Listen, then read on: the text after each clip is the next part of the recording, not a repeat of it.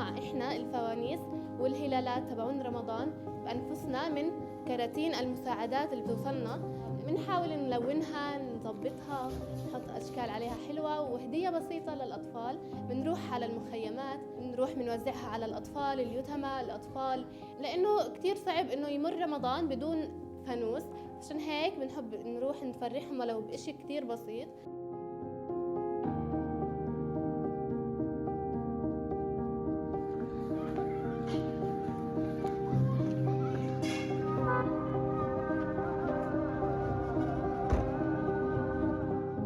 في العام الماضية تقبل رمضان الهدايا والطعام بالشراب بالزينة بالصور، لا هذا كله مفقود بسبب الاحتلال الصهيوني، بسبب الحرب الصهيونية على قطاع غزة.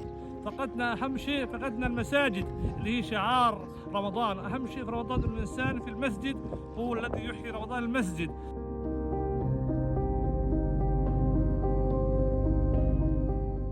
الدول إنها تقف معنا بعد رب العالمين، إنها كربلاء تتمرق لنا، معاينة تمرق لنا. يعني كل سنة وانتم سالمين، جاي رمضان لا عنا غاز ولا عنا أشياء ولا.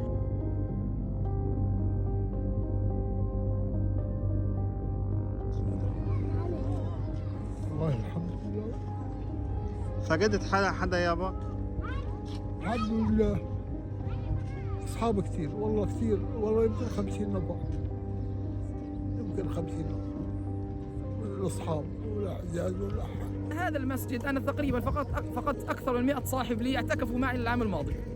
أكثر من 100 أخ اعتكفوا معي العشر الأواخر من رمضان العام الماضي في المسجد الأندونيسي. هؤلاء فقدناهم شهداء، نسأل الله أن يتقبلهم.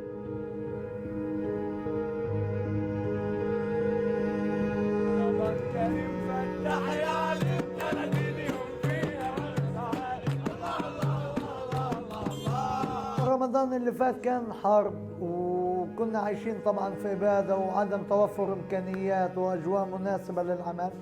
تقريبا رمضان هذا كان أخف علينا عشان وجود الهدنة والصفقة. حاليا هينا بنتعامل على أساس أن نفرح الأطفال.